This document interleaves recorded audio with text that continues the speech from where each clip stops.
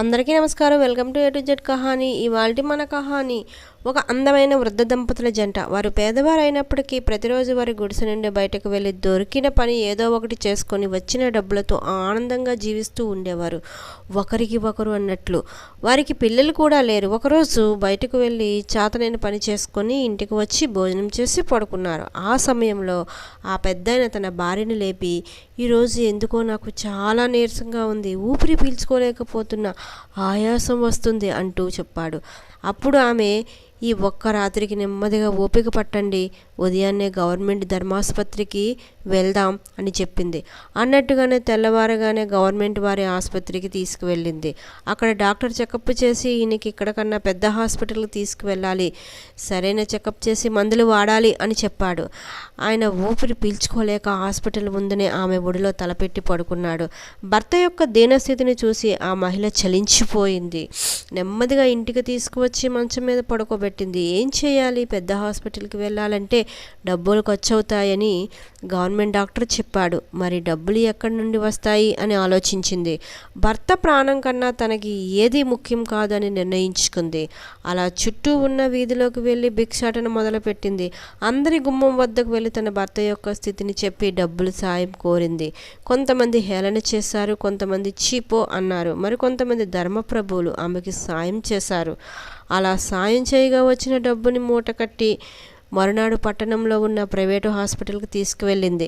అందరూ ఇచ్చిన డబ్బులు హాస్పిటల్ డాక్టర్ చెకప్కి అయ్యే ఫీజు అంత వచ్చింది. ఆ డబ్బులు రిసెప్షన్ ముందు వేస్తే అక్కడున్న వాళ్ళందరూ చులకనగా చూశారు, హేళన చేశారు. ఇలాంటి వాళ్ళకి ఈ హాస్పిటల్ అవసరమా అని ఈసడించుకున్నారు. అయినా ఆమె ఓపికగా డాక్టర్ గారి గది ముందు డాక్టర్ పిలుపు కోసం ఎదురు చూసింది. పిలుపు రానే వచ్చింది. డాక్టర్ ఆ పెద్ద ఆయన చెకప్ చేసి ఆయనకు ఏవో టెస్టులు చేయాలని రకరకాల టెస్టులు రాసి అవన్నీ చేయించుకొని రమ్మని చెప్పాడు. ఆ పెద్ద ఆవిడ ఆ ల్యాబ్ దగ్గరికి వెళ్ళి అడిగింది. వాళ్ళు ఆమెకి కళ్ళు తిరిగిపోయే ఖర్చు చెప్పారు. పెద్ద ఆవిడ అంత ఖర్చు పెట్టలేక పాపం దగ్గుతున్న పెద్ద ఆయన తీసుకొని నెమ్మదిగా బస్టాండ్కి వచ్చింది. ఎదురుగా సమోసాలు అమ్ముతున్నారు. ఏమీ తినని పెద్ద ఆయన ఆకలి అవుతుందని చెప్పాడు. ఆయనకి వైద్యం ఎలాగా చేయించలేకపోయాను, కనీసం ఆయనకి ఇష్టమైన సమోసా అయినా కొని తినిపిద్దామని అనుకొని తన దగ్గర ఉన్న డబ్బులతో 2 సమోసాలు కొన్నది. ఆ సమోసాలు అమ్మేవాడు ఆమెకి ఆ 2 సమోసాలు ఒక పేపర్కి చుట్టి ఇచ్చాడు. తింటున్నప్పుడు ఆ పెద్ద ఆవిడ ఆ పేపర్లో ఒక ప్రకటన చూసింది. ఆ పేపర్ని జాగ్రత్తగా మడిచి దాచి తన గల్లీలో ఉన్న ఒక పిల్లవాడికి చూపించి అది ఏమిటో చదవమని చెప్పింది. అది ఒక మారథాన్ రన్కి సంబంధించిన ప్రకటన, అంటే పరుగు పందెం. ఆ పరుగు పందెంలో పాల్గొని గెలిచిన విజేతకి ట్రోఫీతో పాటు కొంత డబ్బు కూడా ఇస్తారని ఆ ప్రకటన యొక్క సారాంశం. ఇక పెద్ద ఆవిడ ఆశలు చిగురించాయి. ఎలాగైనా ఆ పరుగు పందెంలో పాల్గొనాలని నిర్ణయించుకుంది. జాగ్రత్తగా పేపర్ మడిచి దాచుకొని ఆ అడ్రస్కి వెళ్ళింది. అక్కడికి అందరూ రన్నింగ్కి సంబంధించిన షూసు డ్రెస్సులు వేసుకొని వచ్చారు. యువకులు వచ్చారు. పైగా ఆ పెద్ద ఆవిడ్ని గేటు దగ్గరే ఆపేశారు. ఆ మారథాన్ నిర్వహించే నిర్వాహకులు లోపలికి కూడా వెళ్ళనివ్వలేదు. ఆమెకి షూ లేదని, సరైన డ్రెస్సు లేదనో కాదు, ఆమె ఒక సాంప్రదాయ పద్ధతిలో చీర కట్టుకొని వెళ్ళింది. అందుకు కాదు, అప్పుడు ఆమె వయసు 62 సంవత్సరాలు. 62 సంవత్సరాల వయసులో మారథాన్లో పాల్గొంటే గుండె వేగం పెరిగి అక్కడికక్కడే కుప్పకూలి చనిపోయే ప్రమాదం ఉంటుంది. దానివల్ల నిర్వాహకులకి చెడ్డ పేరు వచ్చే ప్రమాదం ఉంటుంది. అందుకే ప్రవేశానికి అంగీకరించలేదు. అయినా ఆమె పట్టువదలని విక్రమార్కుల్లా బ్రతిమలాడుతూనే ఉంది, ప్రాధేయపడుతుంది. ఇక చేసేదేమీ లేక వాళ్ళు ఆ మారథాన్ నిర్వహించే యాజమాన్యం వద్దకు తీసుకువెళ్లారు. ఆమె తన బాధంతా చెప్పింది. తనకి అంతటి సామర్థ్యం ఉందని, తన కట్టుబట్టు చూసి వయసు చూసి నిర్ణయించవద్దని ప్రాధాయపడింది. అప్పుడు ఆ యాజమాన్యం ఒక డాక్యుమెంట్ మీద సంతకాలు, వేలిముద్రలు తీసుకొని ఆమెను మారథాన్ రేస్కి పాల్గొనడానికి అనుమతినిచ్చారు.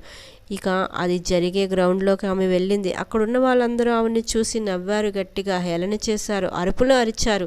చుట్టూ ఉన్న వాళ్ళందరూ ఏదో ఫ్యాషన్ అయిపోయింది, ఏదో ఒకటి చేసి పబ్లిసిటీ సంపాదించాలని ఇలాంటివన్నీ అంటూ నవ్వారు. అవి ఏమీ ఆవిడ పట్టించుకోలేదు. ఆమె చేరే గమ్యం గుర్తుని తన భర్త వైద్యంగా భావించింది. తన శరీరంలో ఉన్న శక్తిని అంతటినీ ఆ 2 కాళ్ళల్లోకి తీసుకుంది. ఇన్నాళ్ళు తన భర్తతో గడిపిన జీవితం అంతటినీ ఊహించుకుంది. ఇకపై కూడా అలానే ఉండాలని ఆశపడింది. ఒక్కసారిగా విజిల్ వేయగానే చిరుతపులి వేగంతో పరిగెత్తడం మొదలుపెట్టింది. అప్పటి వరకు హేళన చేస్తూ నవ్విన వాళ్ళందరూ ఆమెను ప్రోత్సహించడం మొదలుపెట్టారు. తనతో పరిగెడుతున్న వాళ్ళు కూడా ఆమె యొక్క వేగానికి, ఆమె తపనకి, ఆశయానికి ఆమె విన్నవ్వాలని కోరుకున్నారు. అందరూ అనుకున్నట్టుగానే ఆమె విజయం సాధించింది. ట్రోఫీతో పాటు కొంత డబ్బు కూడా ఇచ్చారు. అవి పట్టుకొని మరో మాట మాట్లాడుకుంటా భర్త కోసం పరుగులు తీసింది. భర్తకి వైద్యం చేయించుకుంది. తర్వాత చాలా రేసుల్లో ఆవిడ పాల్గొన్నారు. దీనిపై సినిమా కూడా తీశారు. నేషనల్ అవార్డు కూడా వచ్చింది. మిత్రులారా, భర్త అన్నీ సమకూరుస్తాడు కానీ నాతో ప్రేమగా మాట్లాడు అంటూ ఉంటారు కొంతమంది. కానీ ప్రేమ అనేది సందర్భాన్ని బట్టి చూపిస్తారు కొంతమంది. మనసులోని ప్రేమ బయటికి చెప్పలేరు కొంతమంది. మనసులోని ఏమీ లేకపోయినా ఊరకనే కబుర్లు చెప్తూ ఉంటారు. 62 ఏళ్ళ వయసులో ఆమె భర్త పట్ల ఆమె చూపిన ప్రేమ అనిర్వచనీయం.